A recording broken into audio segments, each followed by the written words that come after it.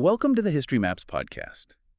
You are digging up an ancient royal grave, and you're expecting to find the usual markers of high status. Right, like swords, jewels, maybe a crown. Yeah, exactly, or some ornate armor. But instead, you clear away the dirt, and you find hundreds and hundreds of iron farming hoes. Just carefully, ritually buried right alongside the dead. Which is such a specific thing to do.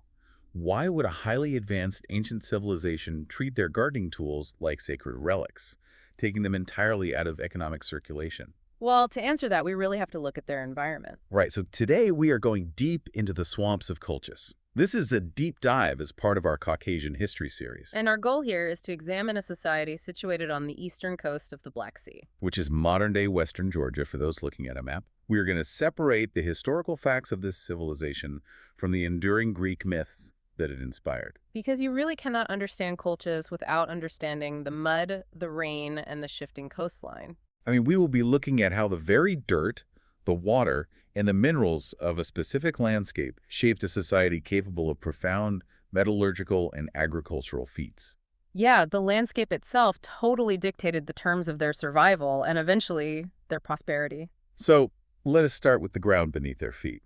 The Colchis lowlands form a triangular coastal plain. Right. It is bordered by the Greater Caucasus mountain range to the north, the Lesser Caucasus to the south, and the Black Sea to the west. If you look at a map, it looks almost like a massive geographical pocket. Exactly. And that triangular basin acts almost like a funnel for weather patterns coming off the Black Sea. So the moisture sweeps in from the west, right? Yes, it hits those towering mountain ranges to the north and south, and it has nowhere to go but down. So historically, the climate here was warm, temperate, and extremely humid.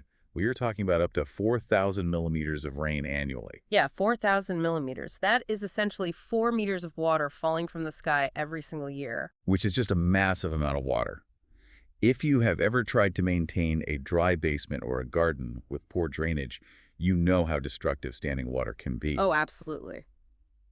Now apply that to an entire civilization. What does a landscape taking on that much water actually look like? Well, because of this protective ring of mountains and all that immense moisture, the region functioned as a sanctuary for flora and fauna.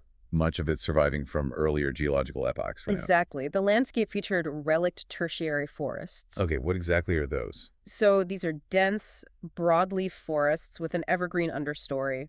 They survived the last ice age simply because the Caucasus Mountains blocked the advancing glaciers. Oh, I see. And alongside these ancient forests were extensive percolation bogs and massive wetlands. Right. And a percolation bog is essentially a giant sponge made of peat and decaying plant matter. Which is fed constantly by rainfall and groundwater, I assume. Yes, it is an environment that is incredibly lush but fundamentally hostile to traditional human settlement. Because you cannot simply pitch a tent or build a stone foundation on a giant wet sponge. Precisely. You would just sink. And to make matters more complicated, this was not a static environment at all. No, it was constantly changing. Based on paleo-environmental data extracted from the Rioni and Supsa river deltas, the landscape underwent immense changes during the mid to late Holocene period. Right, so sediment cores taken from these areas show profound shifts in the natural depositional patterns. Yeah. What exactly are researchers looking for when they pull a core of dirt out of a river delta? Well, when geologists extract a sediment core, they're basically pulling up a vertical timeline of the Earth. Like reading tree rings, kind of. Very similar, yeah. Every layer of mud, sand, and organic matter represents a different era. And for decades, there was a prevalent theory regarding the Black Sea, often referred to as the Balabanov curve. Right. Yes, the Balabanov curve. This theory suggested that the sea level fluctuated or oscillated wildly over millennia, rising, falling, and rising again. However, recent sedimentological and geochemical analyses have definitively proven that the Balabanov curve is incorrect. Right. The relative sea level of the Black Sea rose continuously. It did not oscillate at all. Okay, so how do they prove a continuous rise versus a fluctuation? If I am looking at a tube of mud, how do I know if the sea was steadily creeping up or bouncing up and down? They rely on highly specific techniques for that, namely X-ray fluorescence scans and loss on ignition measurements. Okay, let us break those down. What is X-ray fluorescence? So X-ray fluorescence involves shooting X-rays at the sediment layers. Different elements emit different fluorescent signals when exposed to X-rays. Right. By measuring those signals, scientists can map the exact chemical composition of the soil. Exactly. They look for specific elemental markers that indicate saltwater marine environments versus freshwater river environments. That makes sense. And what about loss on ignition? That is a more physical test. They take a soil sample, weigh it, and then bake it at extreme temperatures. Like how extreme? Often around 500 to 1,000 degrees Celsius. So they're essentially cremating the dirt to see what is left behind. That is a very literal way to put it, but yes. The intense heat burns off all the organic matter and carbonates. Okay. And by weighing the sample again after it is baked, they can calculate exactly how much organic material was in that specific layer. Right, so high organic matter usually indicates a stagnant swamp or bog, while low organic matter with heavy mineral sand indicates an open, flowing marine environment. You've got it. By combining these tests, they mapped the exact progression of the water. And the timeline they found is that between 3000 and 1000 BCE, the Black Sea rose from 10 meters below the modern level to roughly 2 meters below modern levels. Which is a massive, relentless rise. It is like trying to build a sandcastle while the tide steadily creeps in, but for thousands of years. Yeah, that continuous rise fundamentally altered the geography. Enduring sediment infill from rivers like the Rioni turned open coastal lagoons into alluvial floodplains. But the coastline stayed relatively stable due to longshore drift, right? Which is the process where waves hit the beach at an angle and push sand parallel to the shore. Exactly. But the hinterland behind the beach was just transforming into a massive waterlogged basin. So, faced with rising waters and a relentlessly swampy environment, the indigenous populations had to adapt. They really had no choice. They could not simply migrate away because they were boxed in by the mountains. And they could not build on the shifting, flooded ground. Right. So their solution was the construction of artificial settlement mounds known as dikaguzuba. Okay, let us unpack this. If you are a prehistoric community facing a constantly changing, flooding wetland, how do you actually construct a stable mound without it washing away? It is a huge challenge. I mean, you are hauling mud in the middle of a swamp that receives 4 meters of rain a year. That sounds like an impossible engineering task. Well, when archaeologists first studied these mounds in places like Argetta and Orulu, there was an assumption they might be similar to Middle Eastern tells. Right. And a tell is formed accidentally over many centuries. Yes. People build a mud brick house, it eventually collapses, they level the rubble, and build a new house on top.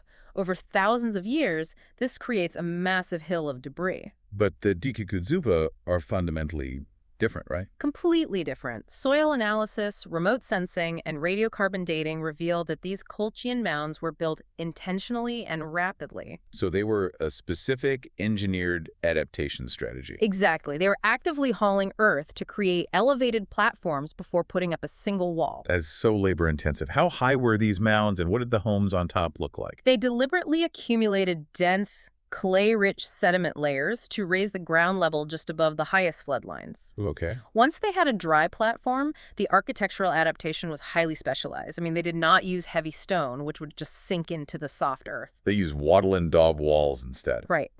That involves weaving flexible wooden branches together, sort of like a basket, and packing the gaps with clay and mud. But crucially, they constructed these lightweight wooden housings on thick wooden beam platforms. Yes, they laid down massive logs to distribute the weight of the structure evenly across the mound. Which ensures it would not settle unevenly or sink. It is basically an entire civilization living on artificial islands of their own making. Yeah, and the soil chemistry on these mounds reveals a lot about their daily lives, specifically regarding exceptionally high phosphorus levels. So high phosphorus in an archaeological context almost always points to one thing, right?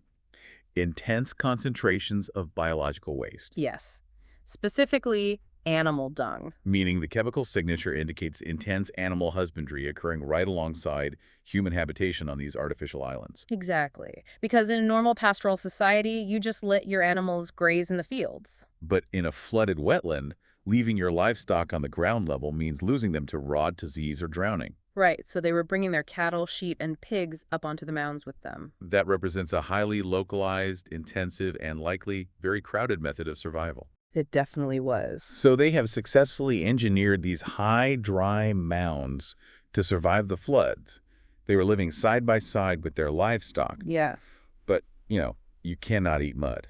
And those relict tertiary forests are not exactly yielding fields of grain. No, they are not. How are they possibly feeding themselves in this environment? Agriculture must have been a nightmare to establish. It was difficult to establish for sure, but highly rewarding once they did. Agriculture became the engine of their society. Thriving particularly in the fertile river valleys. Exactly. The constant flooding of rivers like the Rioni was a threat to their homes, but it was a massive benefit to their fields. Because the floodwaters carried rich alluvial silt from the mountain. Right, and deposited it all across the lowlands, creating incredibly nutrient-rich soil. And you just have to figure out how to farm it before the next flood comes. Which is why their crop selection was so very specific. The primary staple grain cultivated by the Colchians was millet. And millet is uniquely suited to this environment. It is. It has a very short growing season, meaning they could plant and harvest it quickly between flood cycles. It is hardy, it tolerates wet conditions better than many other grains, and it provides a reliable source of carbohydrates. Right.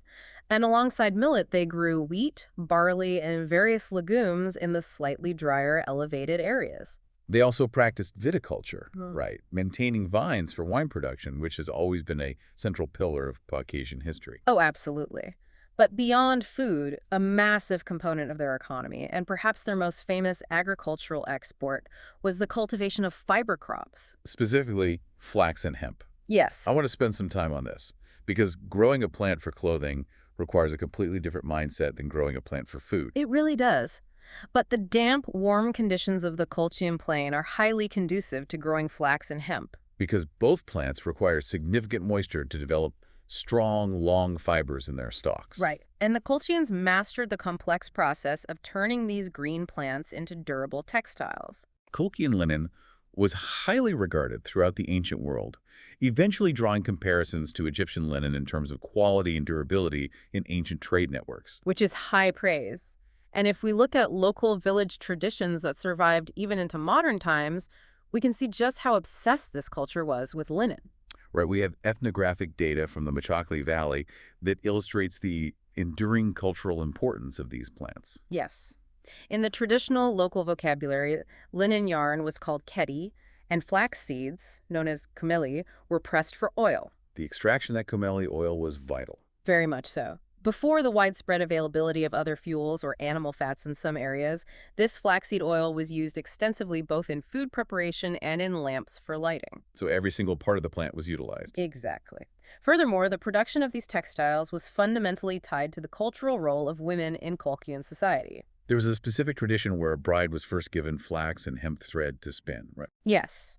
Her proficiency in this textile activity, meaning her ability to process the fibers and spin a strong, even thread, was a primary factor in evaluating her suitability for marriage. It was a core life skill that sustained the household economy. To understand why this was a metric for a successful marriage, you really have to understand the labor involved. Because processing flax is incredibly intensive. Yes, you do not just harvest it and spin it. First, the stalks are pulled from the ground by the roots to maximize fiber length. Okay. Then comes a process called retting. This is where you intentionally rot the plant, correct? That is right.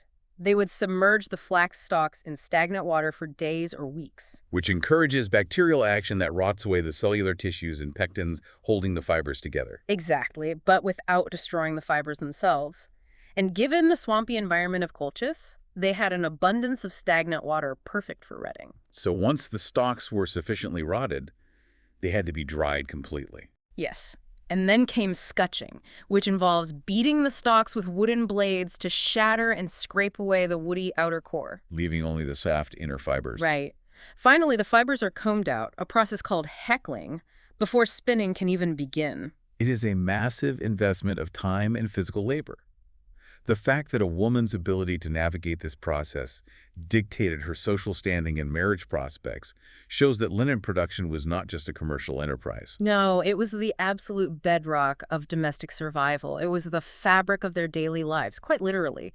They wore it, they treated it, they used it for ropes and rigging. Wait, I am stuck on the timeline here. Okay. The Greeks are writing all these texts, heavily praising Colchian linen later on. Right. It is easy to assume the Greeks, coming from a highly developed Mediterranean network, brought this advanced textile technology with them when they colonized the area. Did they? No, not at all. The botanical and archaeological evidence is definitive on this point. The cultivation of flax and hemp and the massive repository of folk technological knowledge required to process it predated any Greek contact by centuries. So it functioned as a vital, highly specialized local adaptation. Exactly. The humid climate heavily favored these specific fiber crops, and the local populations perfected the cultivation entirely on their own. So when the Greeks eventually arrived, they merely encountered an industry that had already been operating at a high level for generations. Yes, the Greeks did not introduce linen to Colchis, they bought it from them. Okay, that makes sense. But to harvest these crops effectively, to dig the drainage ditches, and to clear those dense, relict tertiary forests to make room for fields, the Colchians needed robust tools. Very robust. Wooden and stone tools were not going to cut it against ancient broadleaf trees. Right. And this necessity led directly to their mastery of the abundant mineral resources in the Caucasus. Yes. The transition from struggling agriculturalists to master metallurgists is a completely logical progression based on geographic necessity. So Colchis became a premier center for prehistoric metallurgy. They did. They utilized the rich polymetallic deposits found in the mountainous perimeters of the lowlands. The mountains ringing the swamps were effectively walls made of ore. Pretty much. The scale of this production is laid bare at the Dogarashi 1 site, located in the Lechkumi Highlands. Yes, that site dates to between the 13th and 9th centuries BCE. And archaeologists excavating there found furnace bases, tuyères, and crucibles. And most tellingly, they discovered 8 cubic meters of copper slag. Let us break down what all this equipment actually does. What is a tuyère, and how does this prehistoric factory function? So a tuyère is a ceramic blowpipe. It is a vital piece of technology for high-temperature smelting. The process they were using is called a bloomery process. Okay, how did that work? Well, imagine a large cylindrical chimney made of heat-resistant clay. That is the furnace base. They would fill this chimney with alternating layers of crushed malachite or azurite ores and hardwood charcoal. Then they would light the charcoal from the bottom. But a normal fire does not get hot enough to melt rock. Exactly, which is where the tuyères come in. They inserted these ceramic pipes into the bottom of the furnace and attached them to leather bellows. So by constantly pumping the bellows, they forced a massive influx of oxygen into the fire. Yes, this raises the temperature inside the furnace to over 1,200 degrees Celsius. And at that temperature, a chemical reaction occurs. Right. The carbon monoxide from the burning charcoal reduces the copper oxide in the ore. The copper metal separates and forms a spongy mass at the bottom called a bloom. And the remaining rock and impurities melt into a liquid glass-like substance, which is the slag. Exactly. They would tap the furnace, let the liquid slag run out, and pull out this glowing mass of pure metal. Finding 8 cubic meters of that discarded slag at Dogarashi 1 is a staggering detail. It really is. 8 cubic meters of solid rock waste implies they were processing massive industrial quantities of raw ore. This was not a blacksmith making a few axe heads for his village. This was a dedicated production center. It demonstrates an institutional mastery of high-temperature operations, and they did not stop at copper or bronze. No, the true metallurgical revolution in Colchis was the transition to iron. Right. Iron metallurgy occurred here around the 8th to 7th centuries BCE.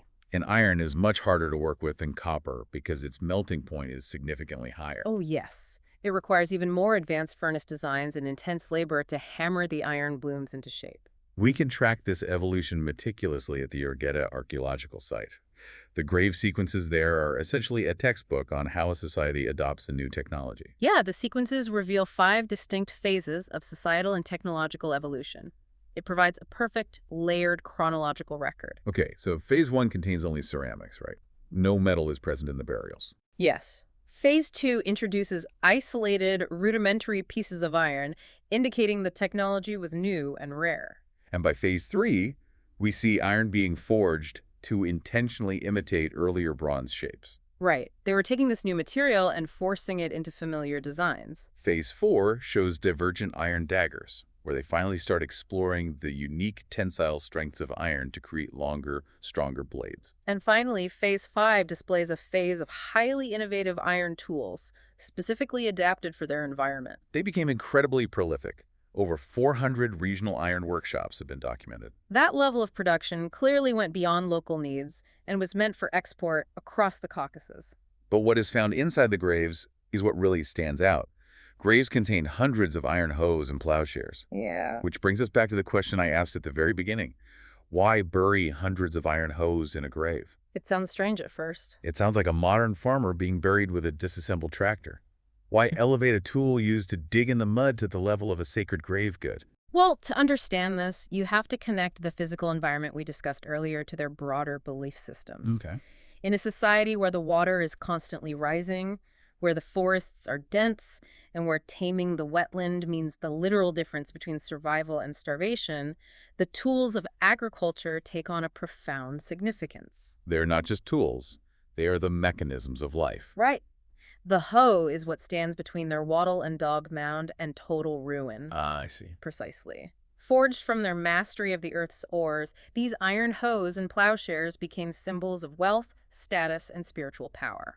Because in many ancient cultures, you bury your dead with gold or weapons to signify their power. But in Colchis, you bury them with the most valuable thing the society produces, which is the agricultural tools that conquer the swamp. So by intentionally removing these valuable, labor-intensive iron tools from economic circulation and giving them to the dead, they were making a profound statement. Exactly. It is a tradition of ritual hoarding that demonstrates the absolute supreme value of agricultural labor in their culture. The Colchians' mastery over bronze and iron and their ability to conquer the wetlands created a wealthy, stable society. Yes, it did. But this region possessed an even more highly prized metal, one that would eventually write them into the mythology of the ancient world and bring foreign ships to their shores. Yes, we are speaking about gold. While iron built their society, gold built their legend. Because alluvial gold was plentiful in the mountain rivers of Colchis, specifically major waterways like the Rioni and the Inguri. Right. As these fast-moving rivers rushed down from the peaks of the Greater Caucasus, the water eroded exposed veins of gold in the rock. The water carried fine particles, flakes, and grains of gold down into the valleys. But gathering gold dust out of a rushing, freezing mountain river is incredibly difficult. You cannot just pick it up with your hands. Right, so the extraction method the locals developed was highly specific, deeply clever, and tied directly to the materials they had abundant access to. Timber and sheep. The technique is a form of placer mining. Locals would agitate the river sands in wooden vessels, or they would construct wooden sluices. And a sluice is essentially a long wooden channel with pierced holes or ridges built into the bottom, right? Yes. They would place these sluices in the flow of the river and shovel the sand and gravel into them. The goal was to trap the heavy, fine gold grains while the lighter sand and water washed away. But the ingenious part is how they trapped the dust. They stretched raw sheepskins or fleeces over wooden frames and placed them directly in the water flow within these sluices. Because a raw sheep's fleece is coated in lanolin, a natural, sticky oil produced by the sheep. Right. As the river water rushed over the fleece, the lighter sand and rock would wash over the top. But the dense, heavy gold particles would sink into the dense curls of the wool. So the natural lanolin oils acted like an adhesive, catching and holding the fine gold dust tightly. Exactly. Once the fleece was saturated and heavy with gold, the miners would pull it out of the river and hang it up to dry. Once it is dry, how do you get the gold out? Do you brush it? You can comb it out, which yields a fair amount of dust. Okay. But the more efficient method, if the fleece was completely laden with fine particles, was to simply burn the fleece. Just burn it entirely. Yeah, wool burns away easily, leaving behind the heavy gold, which would melt together in the ashes. So you sift the ashes and you are left with solid nuggets of gold. Yes. And this physical daily reality of gold extraction, I mean, pulling a literal golden fleece out of a river, directly inspired the most famous Greek myth associated with the region. The myth of the Argonauts. Right. This is a story that has been told in Western literature for thousands of years, but it takes on a completely different meaning when you understand the physical reality of Colchis. It really does. Let us detail the narrative as the Greeks told it. It begins with the Greek goddess Nephele. She sent a winged ram with a magical golden fleece to rescue her children, Phrixus and Helle, who were about to be sacrificed by their father, King Athamas. Right. And during their escape across the sky, Helle fell from the ram and drowned in the sea, which the Greeks claimed created the body of water known as the Hellespont. But Phrixus held on and successfully reached Colchis. Upon arriving in this distant eastern land, Phrixus sacrificed the ram to the gods. He then presented its golden fleece to the local Colchian king, a figure named Eis. The king recognized its value and hung the fleece in the sacred grove of Ares, the god of war. To protect this immense treasure, King Aeetes had it guarded by a sleepless dragon and massive fire-breathing bulls. And then enter the hero, Jason. Back in Greece, Jason was tasked by his usurping uncle Peleus to retrieve the fleece. It was framed as an impossible suicide mission. Yes, if Jason brought back the fleece, he could claim his rightful throne in Thessaly. So Jason assembled a crew of the greatest heroes of the age, including figures like Heracles and Orpheus. They built a magnificent ship called the Argo and sailed across the treacherous Black Sea. When they finally arrived in Colchis, King Aeetes refused to just hand over his greatest treasure. He demanded Jason complete impossible tasks, like yoking the fire-breathing bulls and sowing a field with dragon's teeth. Jason only succeeded because he gained the help of the Colchian king's daughter, Medea. Medea was a powerful figure possessing deep knowledge of magic, potions, and ointments. Right. She provided Jason with a magical salve that protected him from the fire-breathing bulls, and she used her magic to put the sleepless dragon to sleep. Jason seized the fleece, and the Argonauts fled back to Greece with Medea, pursued by the furious Colchian fleet. It is a great story. But we strip away the dragons, the flying rams, and the magic ointments. Is the Argonaut myth essentially just an ancient corporate espionage story? Yeah, pretty much. Are we just looking at a narrative about the Greeks sailing eastward to steal Colchian mining technology and raw wealth? You are spot on, and it is actually quite instructive when you view the myth through that economic lens. So the Greeks essentially dressed up an industrial raid with monsters and magic. Exactly. The myth perfectly encodes real economic motivations. It reflects the early Greek awareness of Colchis's vast material wealth. The Greeks framed the region as a mysterious periphery of the heroic world. Right. To them, it was a place rich in highly desirable resources, but fiercely protected by an indigenous people who were deeply entrenched in a harsh, heavily fortified environment. So the Golden Fleece was not a magical item granted by the gods. No. It was a literal, physical tool of heavy industry that produced the kind of wealth the Greeks desperately wished to access. Yes, and Medea's role in the myth is equally telling. She's portrayed as a master of potions and local flora, Which reflects the Greek understanding that the Colchians possessed advanced, specialized knowledge of their environment. Exactly. Knowledge that outsiders needed to survive and extract resources there. Well, eventually the Greeks stopped writing myths about stealing from Colchis and started sailing there to conduct actual business. Right. By the 6th century BCE, the era of mythological raids transitioned into an era of formal trade. Milesian Greeks established prominent settlements along the Colchian coast. Miletus was a highly powerful Ionian city located on the coast of Asia Minor. They were known for their extensive maritime reach, right? Yes, and their strategy of establishing economic footholds across the Mediterranean and the Black Sea. They established several key settlements in Colchis, most notably Phasis, which was located near modern-day Poti at the mouth of the Rioni River. They also established Dioscurius further north and Ginos. The establishment of these settlements initiated a massive exchange of goods. The Colchians were no longer isolated, they were plugged directly into the Mediterranean economy. Right. Colchis exported high-value raw materials. They exported vast quantities of timber from those ancient forests. Which was absolutely essential for Greek shipbuilding industries back in the Aegean. Yes, they exported their renowned linen, which the Greeks referred to as Sardonian linen. They also traded pitch, wax, hemp, and human beings, engaging heavily in the slave trade. And in return for these raw materials, the Colchians imported finished luxury goods from the Mediterranean world. This included high-quality Greek ceramics, fine wine, and olive oil. We also see a fundamental shift in their economic structure during this era. The intensified trade led to the introduction of a monetized economy. Right. We see the minting of the first Georgian coin, known as the Colchiri tetri, which translates to Colchian white or silver coin. The adoption of minted coinage is a massive step. It demonstrates a deep integration into a broader, monetized international trade network. Because you do not mint silver coins unless you are conducting a high volume of transactional business with foreign merchants who demand a standardized medium of exchange. Exactly. However, the exact nature of these Greek settlements is the subject of intense modern historiographical debate. Oh, yeah. Yes. If you read traditional Western histories, there is an assumption about how Greek colonization worked. Scholars like Philip Cole and Gochitsetsklads have thoroughly documented this debate. The traditional view usually assumes that wherever the Greeks landed, they planted a flag, conquered the locals, and built independent, self-sustaining city-states. Right, exactly the model of the classic Greek polis. Okay, what does that entail? Well, a traditional polis would typically include a chora. A chora is an agricultural hinterland immediately surrounding the city walls. So the Greeks would arrive, take the land by force, farm it to sustain themselves, and establish political dominance over the immediate area. Yes. But Georgian archaeologists present a very different model based on the excavation data from sites like Phasis and Dioscurius.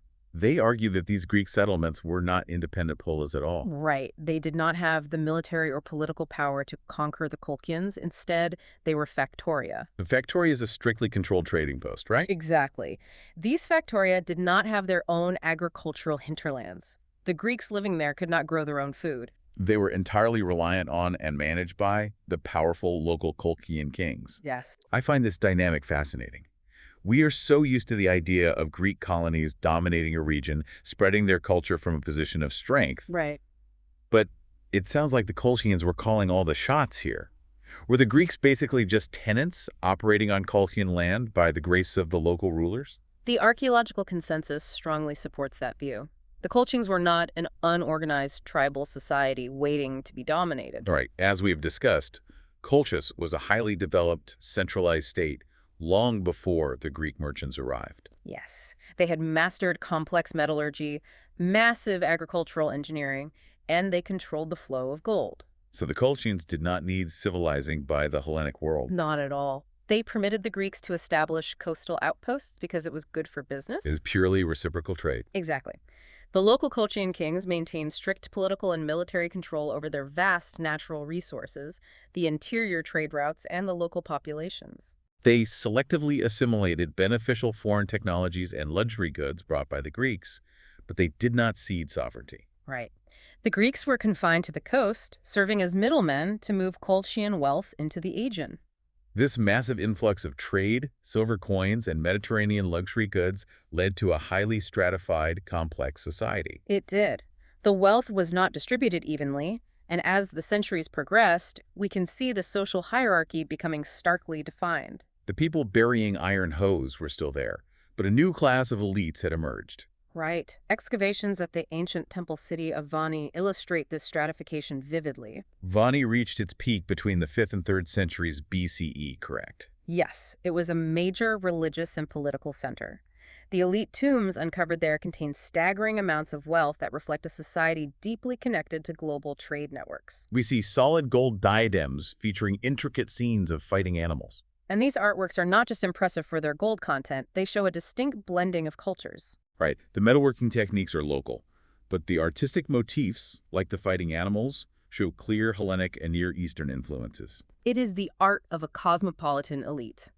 The tombs also contained imported silver vessels and, grimly, evidence of human sacrifice accompanying the burials of high-status individuals. The presence of sacrificed servants or slaves points to a powerful aristocracy wielding immense absolute authority over life and death within their domain. Very much so. The population supporting this elite and participating in the massive trade networks was also incredibly diverse. Colchis was a major terminus for trade routes, extending deep into the Caucasus Mountains and beyond, reaching all the way to the Caspian Sea.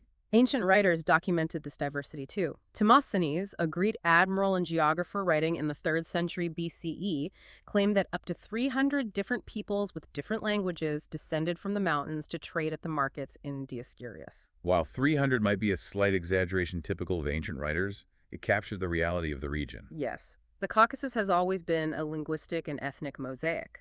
Dioscurius was a cosmopolitan hub where Greek merchants, local Colchians, mountain tribes, and traders from the deep interior all converged to exchange goods. And this overwhelming diversity, combined with their advanced technology, sometimes deeply confused outside observers. Right.